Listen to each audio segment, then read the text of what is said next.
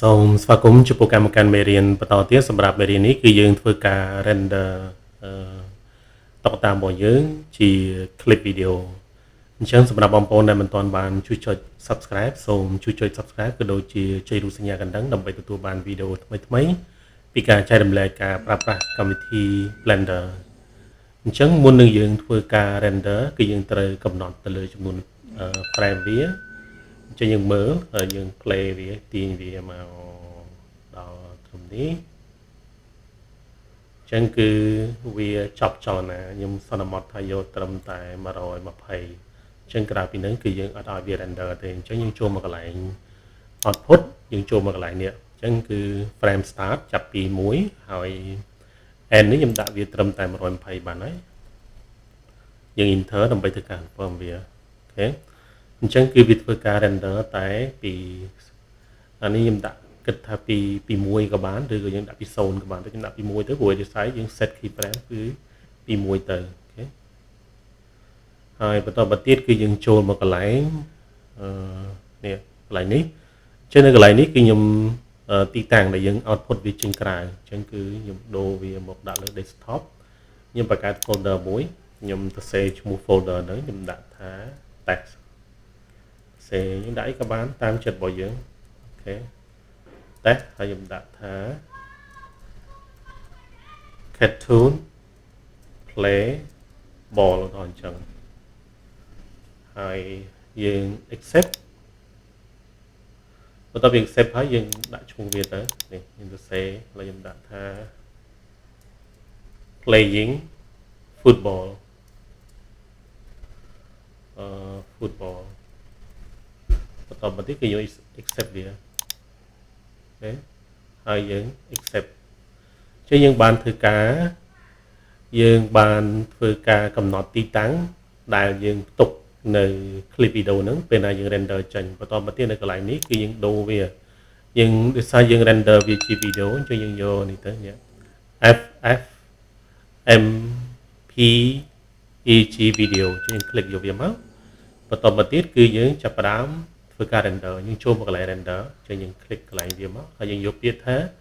render animation អញ្ចឹង shortcut key របស់វាគឺ control A12 click លើវាមកអញ្ចឹងគឺវាចាប់ផ្ដើមធ្វើការ render យើងរងចាំវាអញ្ចឹងវាយូរបន្តិចដោយសារតែវាមានចំនួន120 frame អញ្ចឹងគឺយើងរងចាំវារហូត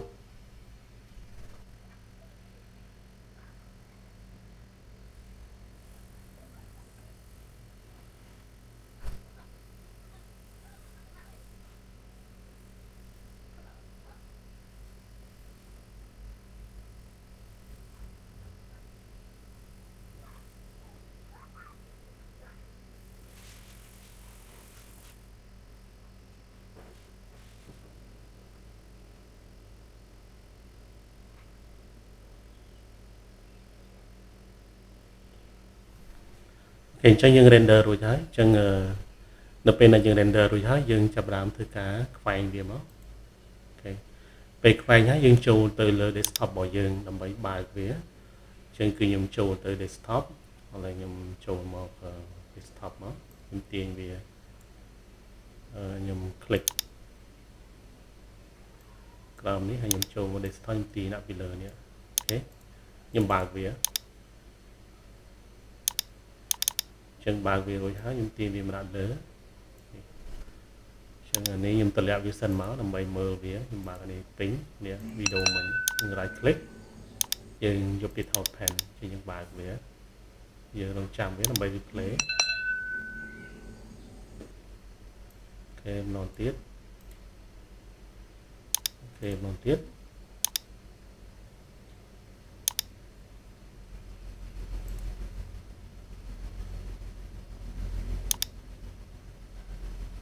អូខេអញ្ចឹងអានេះវាប្រៀបដូចជា scene អញ្ចឹង machine អញ្ចឹងមានន័យថា